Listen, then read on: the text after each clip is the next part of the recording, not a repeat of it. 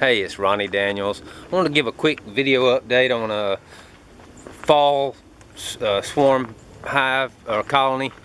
If you remember, I showed a video of it here. I only made like 2 videos previously, but made a video and I talked about a little fall swarm. I think they swarmed in September, and I mean, it's just a really small swarm of bees, and I'm like, man, it's gonna be a miracle if they make it. But hey, their queen got mated, she started laying, and they were doing really good.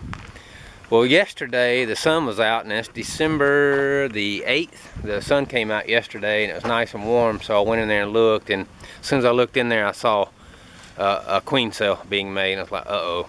So I started digging around and saw there were no eggs, no sign of a queen, no queen. Now this colony was very tiny, so it's easy to spot, well, fairly easy to spot the queen, and she was not in there. So I don't know what happened, if I may have accidentally killed her when I went in there last weekend to look around, but there's maybe a medium frame of bees that are still there. So I immediately tore down the queen cell. It wasn't capped yet, but it was maybe a day or so away from being capped. Now that's great. Their instinct told them to make a new queen. They had an egg to do it. Unfortunately, this is December, so in beekeeping we know there's no drones now in December, so the queen would have not been able to mate.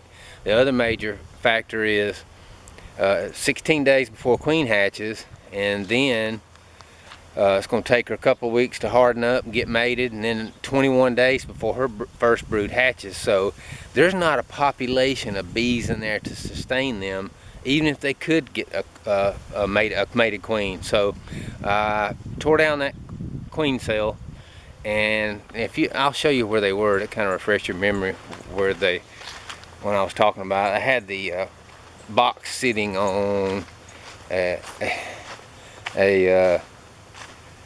bush hog.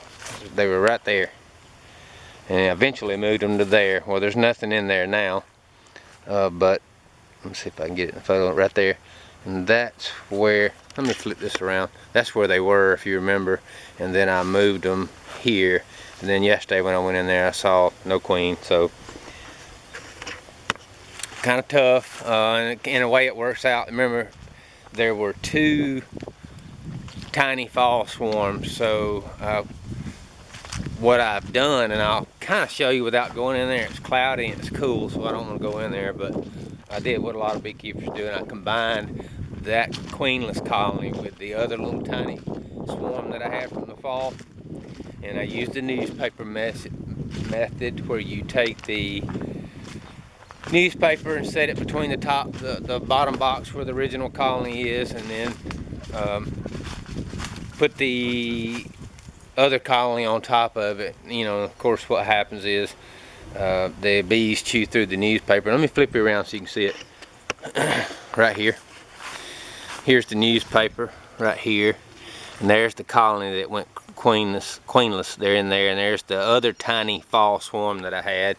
So I haven't checked to see if they've eaten through the newspaper yet, but by now I imagine they have, so hopefully things will work out. And what it'll do for this bottom colony, they were tiny too, it'll boost their population and help them out, because we're in Alabama, and you know, temperatures vary quite a bit, but you know, we're subject to get a week or so of some really hard cold weather between now and spring. So the end result is it's really going to help out this bottom one and give them a better chance of survival.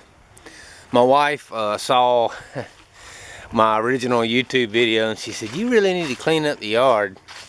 And I just want to tell you, this probably is the messiest part of our yard, where all the bee colonies are, and plan on cleaning it up some more, but you know, it's just a little slow process, and I picked up a few things here or there, but my dad was a mechanic when he lived here, and he has quite an accumulation of stuff, and I'll get on little spells where I'll pick up stuff and throw it away, and we've got a scrap trailer over there where we're hauling stuff. But since you're interested in beekeeping, I just need to stick to beekeeping, so I'll get back on topic.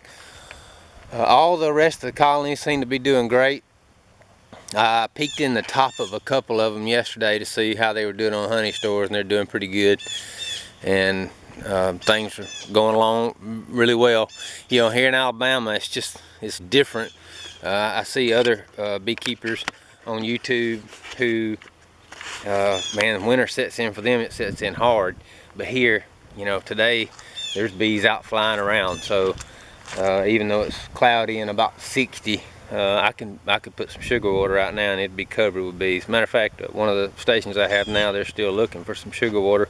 That's about it. I just want to give you an update on that fall colony. Unfortunately, they weren't gonna make it on their own. Either I killed the queen by accident, or something happened to her one of the cold nights, or I'm not sure.